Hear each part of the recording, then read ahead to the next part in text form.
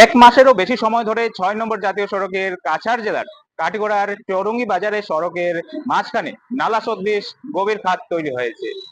অথচ দায়িত্বপ্রাপ্ত সংস্থা এনএইচআইডিসিএল এর যেন কোনো তাড়াহুড়োই নেই। প্রতিদিন ভাঙ্গা অংশে ঘন্টার পর ঘন্টা যানজট, ধীর গতির যান চলাচল এবং প্রায় নিয়মিত দুর্ঘটনা ঘটলেও কার্যকর মেরামতের উদ্যোগ আজও অধরাই। স্থানীয়দের অভিযোগ, জাতীয় সড়কের এই অংশটি এখন কার্যত দুর্ঘটনার ফাঁদে পরিণত হয়েছে। মাত্র দুদিন আগে এক শিশু ওই স্থানের জন্য দুর্ঘটনায় আহত হয়েছে। তবুও যেন টনক নড়ছে না সংশ্লিষ্ট কর্তৃপক্ষের। প্রতিদিন জীবনের ঝুঁকি নিয়ে এই পথ ব্যবহার করছেন হাজার হাজার জনগণ। গত 29 জুন এমএইচআইডিসিএল এর পক্ষ থেকে জেসিবি মেশিন এনে ক্ষতিগ্রস্ত অংশ পরিষ্কার করা হয়েছিল। তখন অনেকেই ভেবেছিলেন এবার হয়তো দ্রুত মেরামতের কাজ শুরু হবে, কিন্তু বাস্তবে সেটি ছিল শেষ দৃশ্য। আজ 6 জুলাই চলছে, 7 দিন পেরিয়ে গেলেও আর কোনো কাজ চোখে পড়েনি। ফলে প্রশ্ন উঠছে, এটি কি শুধুই লোক দেখানো উদ্যোগ ছিল? এদিকে গুমরা বাজার সংলগ্ন সেতু বিকল থাকায় গুয়াহাটি থেকে কাটিগড়া অভিমুখী বা এদিক থেকে আমরা গদপুর কাটিগড়া থেকে গুয়াহাটি অভিমুখী ভারী যানবাহন চলাচল বর্তমানে বন্ধ। অর্থাৎ 6 নম্বর জাতীয় সড়কে যানবাহনের চাপ তুলনামূলকভাবে কম। গত কয়েকদিন ধরে বৃষ্টিও নেই।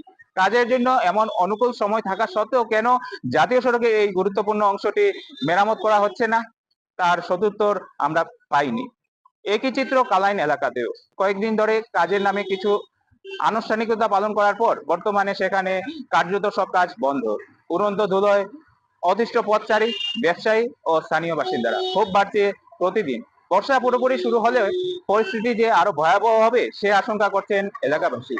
তাদের মতে এখনই দ্রুত সংস্কার না হলে চৌরঙ্গি বাজার, কালাইন সহ কাটিগড়ার বিস্তীর্ণ এলাকায় জাতীয় সড়ক আবারও বড় ধরনের বিপদের মুখে পড়বে। যান চলাচল ব্যাহত হওয়ার পাশাপাশি বাড়বে দুর্ঘটনার ঝুঁকিও।